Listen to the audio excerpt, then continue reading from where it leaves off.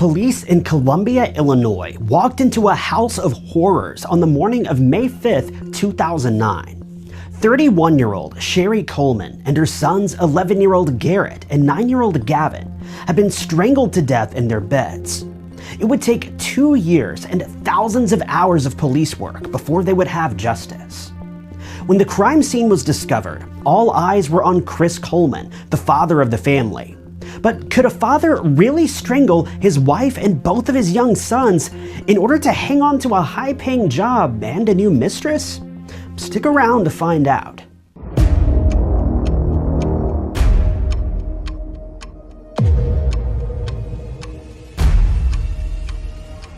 Welcome back to the show. I'm your host, Ty Knotts. Here on True Crime Stories, I do my best to cover true crime cases, many of which you've never heard of, and share the stories of some of the world's most disturbing killers. But more importantly, it's my goal to share the stories of the victims and their families and their search for closure after being subjected to some of the most heinous crimes imaginable. So if you'd like to support my work here on True Crime Stories, all I ask is that you hit the like button and subscribe. It's totally free and helps spread awareness for these cases. But with that, let's get started.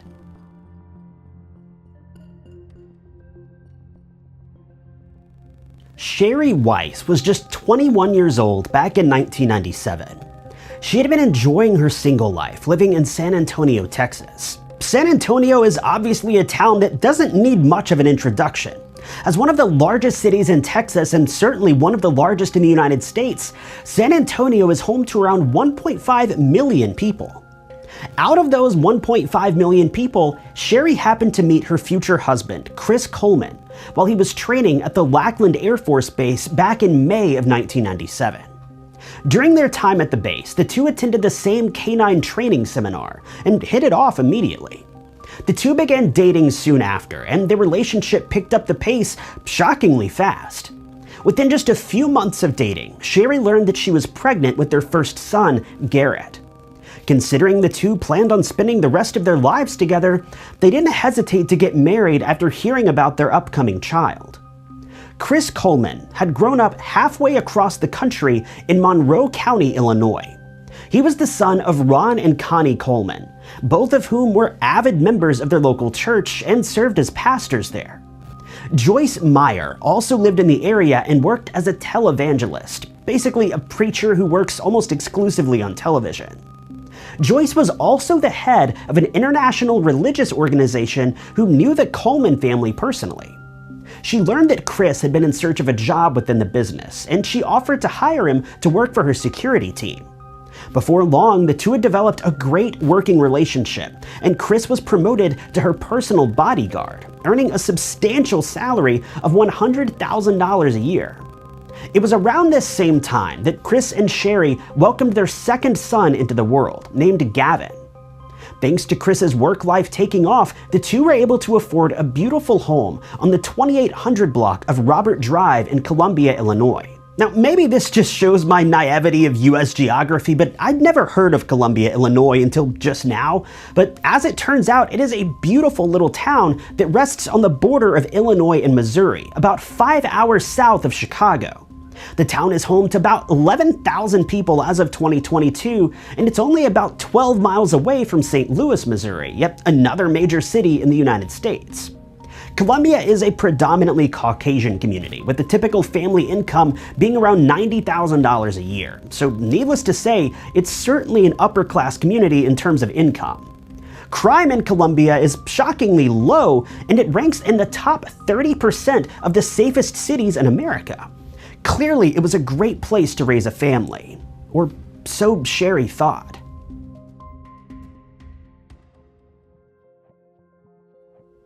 Around November of 2008, life for the Coleman family started to take a strange and dark turn.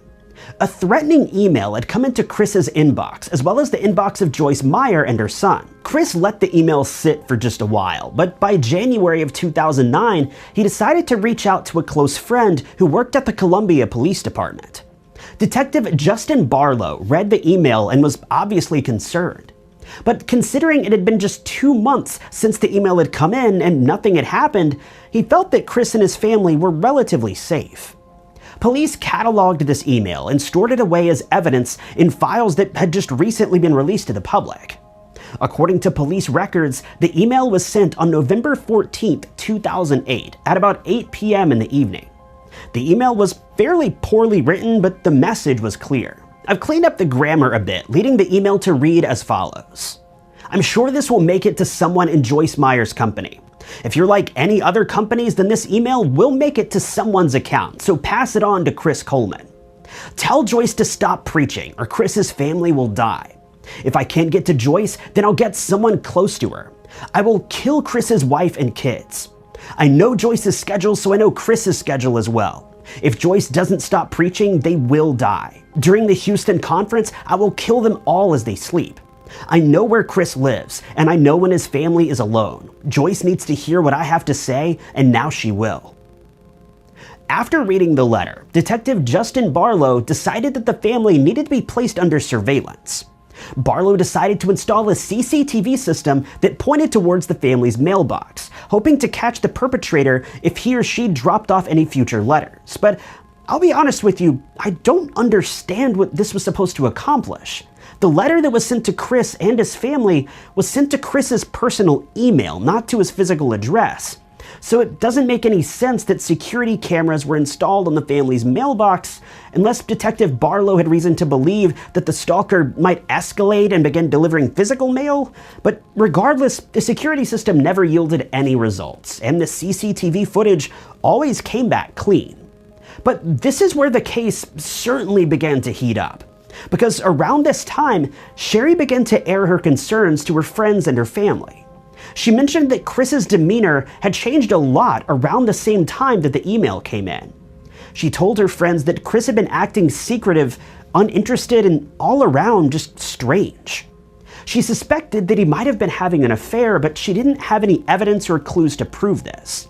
But it seems that her concerns reached a peak sometime around March of 2009, when she mentioned to one of her friends that if anything were to ever happen to her, she knew Chris would be responsible. I wish we knew specifically what caused her to say this, but unfortunately those details were never released to the public, if Sheri ever shared them at all.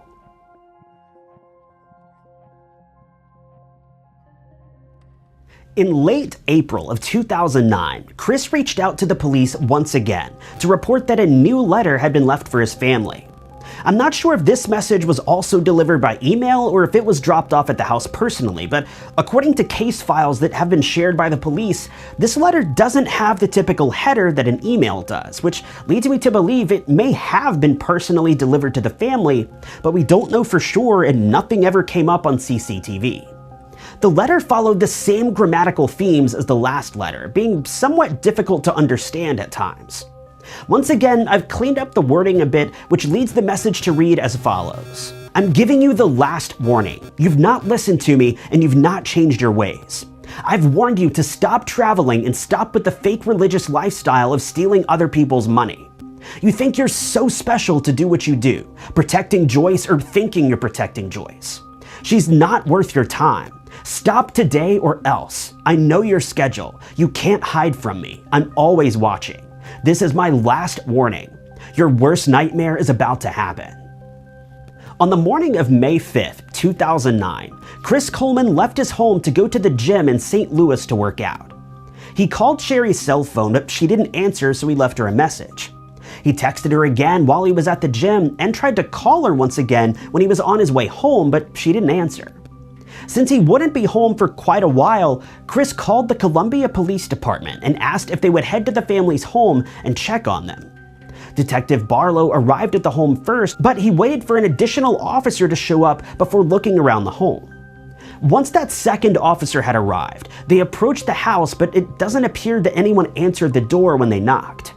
They decided to walk around the home to see if they noticed anything unusual to indicate any sort of crime had taken place.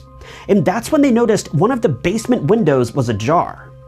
Now feeling that something sinister had taken place, the investigators crawled through the basement window and entered the family's home. As they walked through the house, it was clear that an uninvited guest had been there just hours prior. They spray painted all over the walls and relayed chilling threats against the family. In red letters all throughout the home were the messages, "I'm always watching," "You have paid," and another read, "Punished." Police continued to search the home for additional clues or evidence, and that's when they discovered the true crime scene. Sheri, Garett, and Gavin were all found in their beds with ligature marks on their necks. All of them had been murdered. As police were still searching the house, Chris pulled up into the driveway of the property. Before he could enter the front door of the home, the officers rushed downstairs to stop Chris and inform him that the worst had happened. His family had been murdered while he was away. Chris was taken down to the Columbia Police Headquarters so that he could speak with additional detectives and provide them with any evidence as well as his alibi. Naturally, Chris's side of the story was that nothing unusual had taken place, aside from the strange letters that had been popping up from time to time. According to Chris, he left the home during what was a typical morning routine and returned home to a grisly crime scene that had thankfully been intercepted by police. But as Chris shared his side of the story, the investigation had already been underway, and officers who were working the murder investigation had begun to develop a scary theory about what had happened here. Digital evidence had been pulled from Sheri's phone as well as Chris's personal laptop. According to the evidence that they found, police had reason to believe that the couple's marriage had been on the rocks for a very long time. They suspected the same thing as Sheri had a few months ago. There was reason to believe that Chris had been having an affair. But they were able to take things one step further, learning that Chris had been hanging out with a woman named Tara Lintz.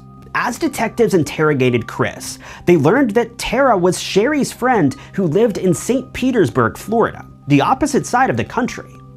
Chris told authorities that he knew Lintz personally and considered her a friend, but nothing more.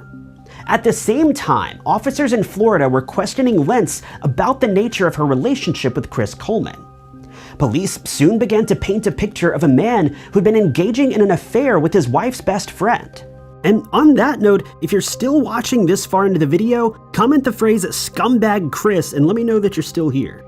The two had met up in Arizona and Hawaii while Chris was traveling for work and exchanged numerous texts, photos, and videos that were extremely explicit. Detectives had begun to work with the major case squad and began piecing together a case against Chris. Computer and data specialists inspected his laptop, with handwriting analysts looking at the threatening emails, notes, and the spray-painted messages from the walls of the home. Forensic examiners also pored over police paperwork and the autopsy reports on the victims to better piece together this puzzle. Evidence was also recovered from a stretch of Interstate 255 that authorities had searched near the Jefferson Barracks Bridge, the same route that Coleman typically took going to and from the gym multiple times a week.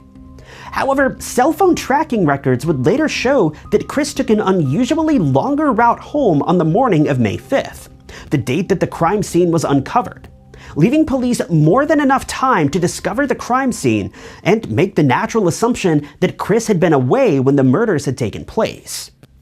The head of the major case squad, Major Jeff Connor, spoke out in the days following the murder and said that he believed he knew who had killed the Coleman family.